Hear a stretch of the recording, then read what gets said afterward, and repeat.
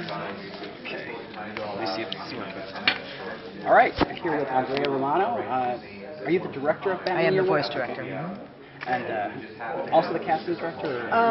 Batman Year One, I was not the casting director. I always supervise the casting whenever I direct something, but because it's very time-consuming work, casting, I can't always do the individual offers to every actor and the agents and the scheduling and stuff, so I did hire a casting director to work with me on this. But yes, I do supervise it always, and I did direct it. Yeah. And you've done that for a number of these Indeed. DC properties. Now, obviously, and he's here in the room, but Kevin Conroy is deeply associated with Batman. And so there are obvious script reasons why you don't use him. But, you know, how did you arrive at Mackenzie for Batman? Well, I knew I needed someone who sounded quite young, because the character is so much younger than where we progressed with Batman.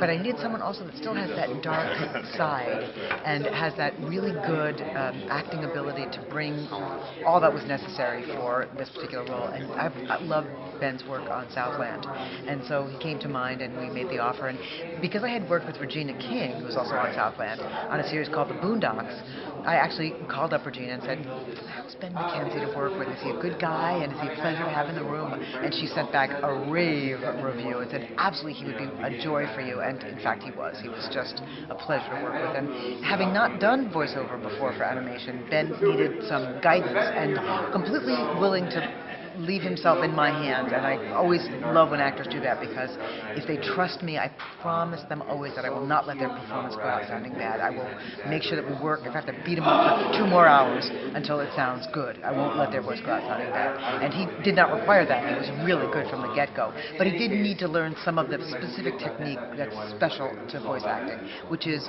slightly goosed energy than just regular TV or film acting, just slightly. But we really wanted this particular film to be very much like a feature film, like a feature live-action film. So it was kind of an easy transition for him to make. And when you talk about having this be like a feature film, to a lot of people, you know, Batman Begins is basically a tweaked version of the same story as a feature film. How do you kind of consciously, or do you consciously differentiate yourself from something like that to make it have its own identity, but still? You know, I just look at every single project as its own individual piece. I don't try to compare it to anything else. I look at the source material, I look at the script that I'm given to work with, and then I go from scratch. So I don't like to ever compare it to the live-action films, because we're really different, you know, from the get-go. So it's just, I want to make it something that's new for us. And the one thing that's really notable about this one that hasn't happened before is that the Catwoman short is voiced by the same actress who then voices Catwoman in the film, Eliza Dushku. How did you arrive at that? Because again, in the past, all the DC shorts have been unrelated to the feature there. Right. Why this happened was a happy accident. When we record, you know, we have a script that we work from initially, and we record the whole thing, and then we make what's called an animatic, which is just rudimentary animation.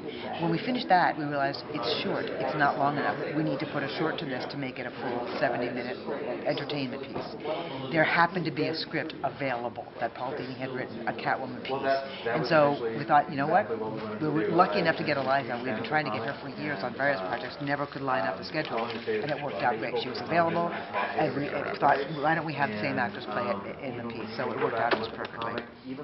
All right, I think that we've got the wrap up. I think we're getting that sound. Thanks very much for joining us. My pleasure. Appreciate your time. Thanks. I just want to say, unrelated to the interview, I'd completely forgotten that you were involved with the Boondocks, which is absolutely fantastic. Thank you. We're making more. I'm very glad to hear that. Thank you. Thanks, you guys. Thanks.